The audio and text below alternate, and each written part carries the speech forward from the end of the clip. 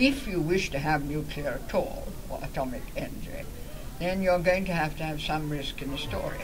The risk is really going down to zero. Ought this to be the last type of energy you consider? Nuclear power in the world today.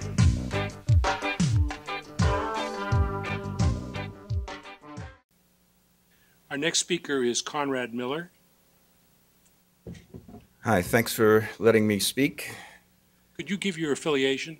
You have one? No real affiliation. I'm a medical doctor, and I'm a concerned citizen and a poet, and I'm very concerned about things like what Cindy and her family have gone through.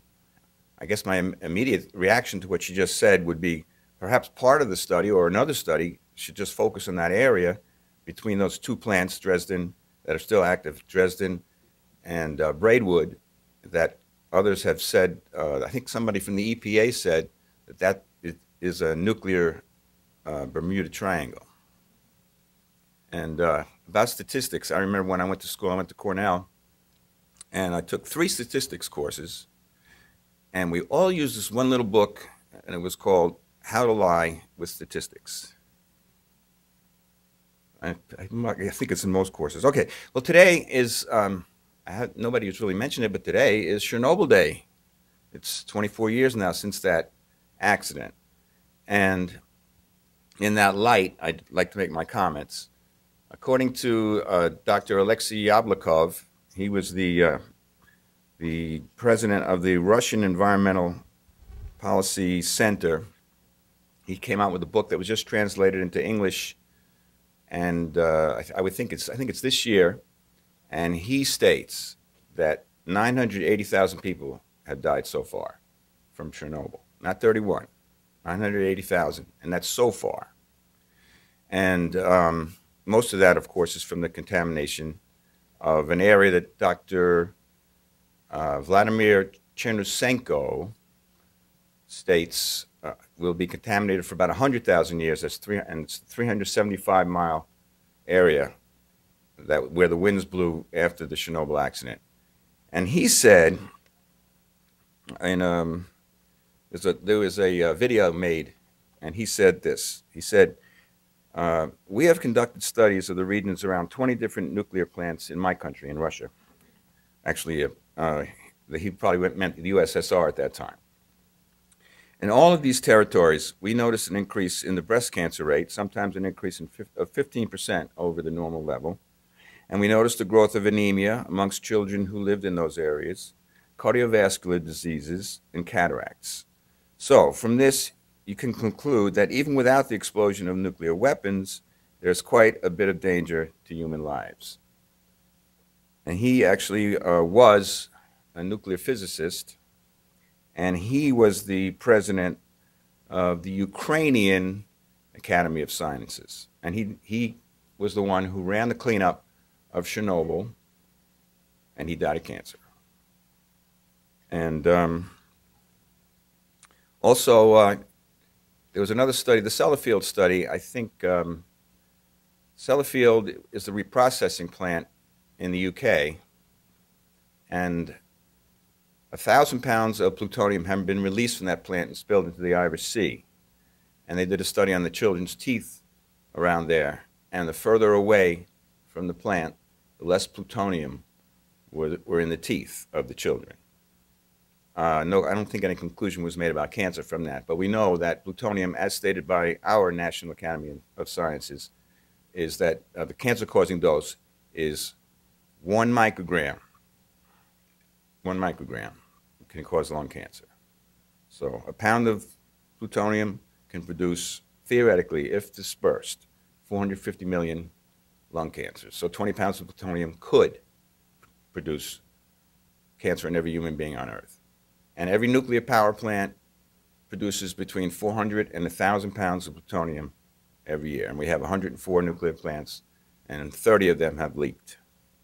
And one last thing, the whole idea of the study is great. It's great that it's finally going to be done. But one other thing is that what happens in the world and in nature is that contaminants accumulate. We get bioaccumulation, and so our DNA can get struck by more and more things from different sources. And then there are hotspots that exist, and those hotspots can kill you. So I hope that the study's done well. I just want to ask the board one last question. How many of you know where the United States stands relative to wind power in the world? Okay, I'll tell you. First, actually. But Yeah, we're first. And last year we produced 10,000 megawatts of wind power. So now we're 10,000 megawatts above China and Germany. So 10,000 megawatts with a 33% capacity factor would be 3 nuclear plants in 1 year. So as long as it's going to take to build those 2 plants in Georgia, if they ever get built, say 7 or 8 years, we could produce 70 to 80,000 at this rate, 70 to 80,000 megawatts of wind power, which is 24 to 27 nuclear plants with no cancer, no leaks, no radiation. good. Thank you very much, Mr. Miller. Our next speaker is Diane DeRigo from NEARS. Diane, 5 minutes. I'm the Radioactive Waste Project Director at Nuclear Information and Resource Service, Diane DeRigo. And for nearly 25 years, I've been very closely watching, tracking, making an effort to affect the studies that have been done by the National Academies of Science, radiation and nuclear boards as they've evolved over the years. Now it's all the one board. And unfortunately, over that time, there's been a regular pattern of clear bias toward the nuclear industry and minimizing the health effects of radiation.